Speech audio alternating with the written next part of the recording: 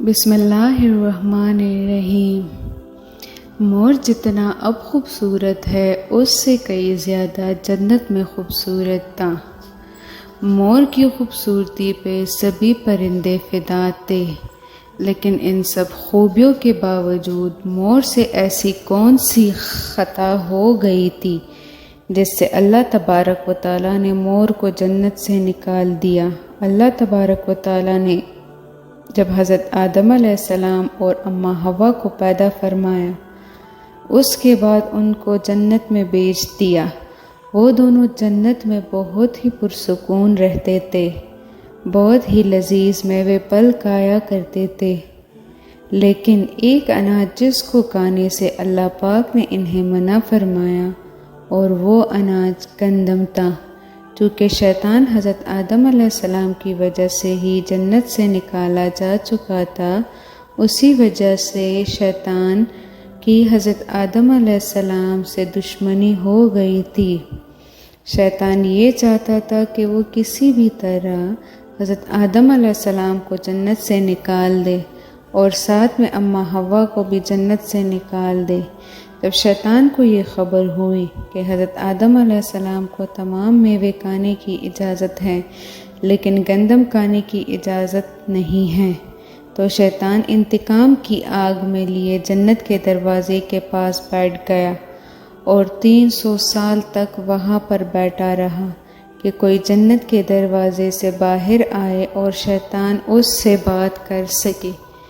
ایک دن اچانک سے مور جنت سے باہر آ گیا۔ شیطان اس کو دیکھتے ہی بہت خوش ہو گیا۔ شیطان نے پوچھا، اے خوبصورت پرندے، تم کون ہو؟ مور بولا، میں مور ہوں، اب تم اپنا تعارف کراؤ۔ شیطان نے جواب دیا کہ میں عالم کروبیہ کا ایک فرشتہ ہوں، میں اللہ پاک کی عبادت سے ایک پل بھی غافل نہیں ہوں، میں چاہتا ہوں کہ میں جنت میں جاؤں، وہاں کی نعمتوں کا اپنی آنکھوں سے مشاہدہ کروں۔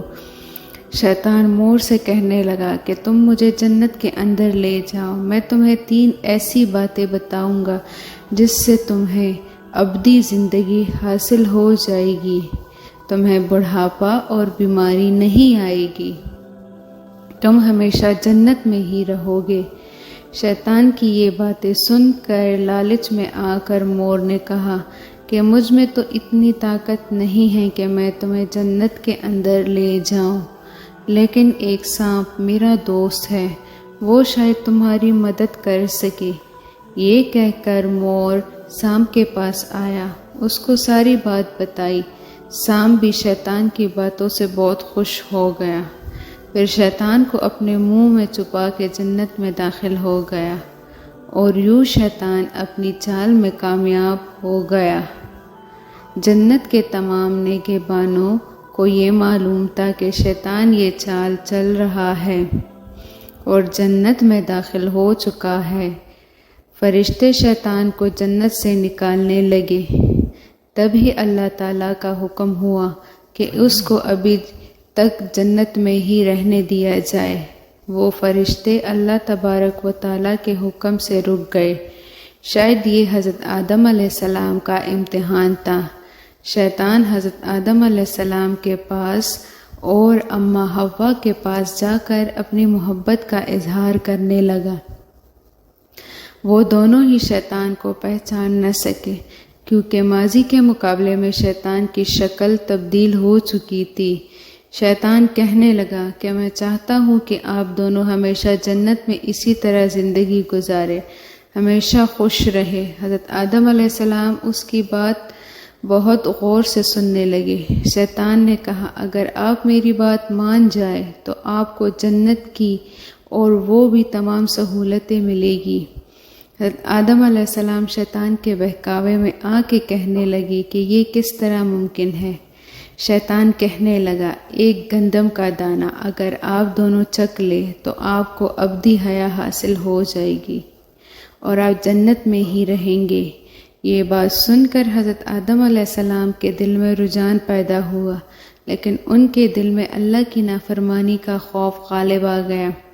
جبکہ اماں حوا شیطان کی باتوں میں آ گئی، جس پر اماں حوا نے حضرت آدم علیہ السلام کو راضی کر لیا۔ پھر اس کے بعد ان دونوں نے اس گندم کے دانے کو چکھ لیا۔ جیسے ہی گندم کا دانہ ان کے اندر گیا تو دونوں کے سطر واضح ہو گئے، جس کے بعد دونوں اپنے سطر چھپانے لگے اور خوف خدا سے کانپنے لگے۔ اسی دوران اللہ تبارک و تعالیٰ نے فرشتوں کو یہ حکم دیا کہ حضرت آدم علیہ السلام اور اماں حوا دونوں کو زمین پر اتار دو۔ حضرت آدم علیہ السلام کو سری لنکا کے قریب نیچے زمین پر بیچ دیا، جبکہ اماں حوا کو جدہ کی سرزمین پر اتارا گیا۔ جن خوبصورت پیروں سے چل کر مور شیطان کو جنت کے اندر لے کر آیا تھا، وہی خوبصورت پاؤں اللہ پاک نے مور سے لے لیے۔